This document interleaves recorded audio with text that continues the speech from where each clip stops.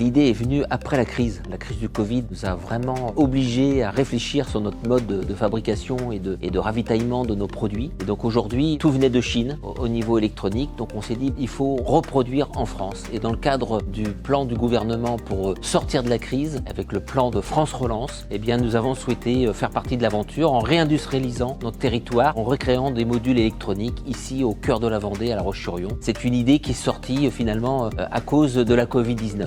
Les objectifs sont multiples, c'est bien évidemment de reproduire en France au plus proche du territoire et innover nos produits pour qu'on puisse avoir des écrans hybrides, voire autonomes par l'énergie solaire. C'est le défi qui nous attend aujourd'hui et on avait besoin d'un partenaire industriel de confiance. C'était notre fournisseur historique, Artixium, d'où cette association entre Vidéoled, la filiale à 100% détenue par le groupe Cocktail Vision, et Artixium pour créer sur le territoire français, plus particulièrement en Vendée, les premiers modules électroniques made in France pour nos écrans dynamiques.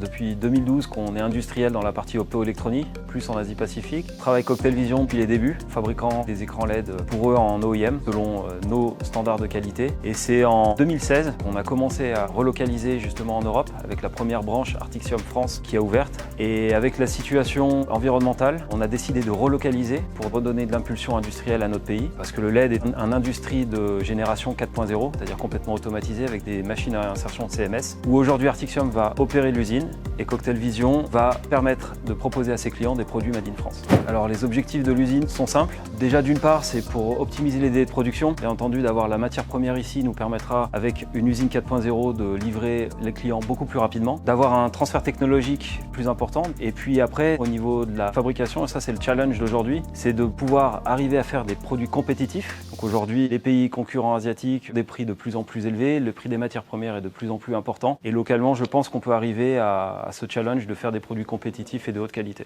Les produits qui sortiront de cette usine dès 2023 seront des modules 3,9 extérieurs, des modules simples comme ça en 250 par 250. Il y aura aussi des caissons. Un caisson, ce sont des modules avec une structure métallique. Et nous allons également faire des produits finis, donc des solutions finies. Un des premiers produits qui sortira de cette usine sera donc un écran géant de 2 mètres carrés dans une structure métallique qui sera d'une part alimenté par des batteries qui elles-mêmes seront alimentées par des panneaux photovoltaïques.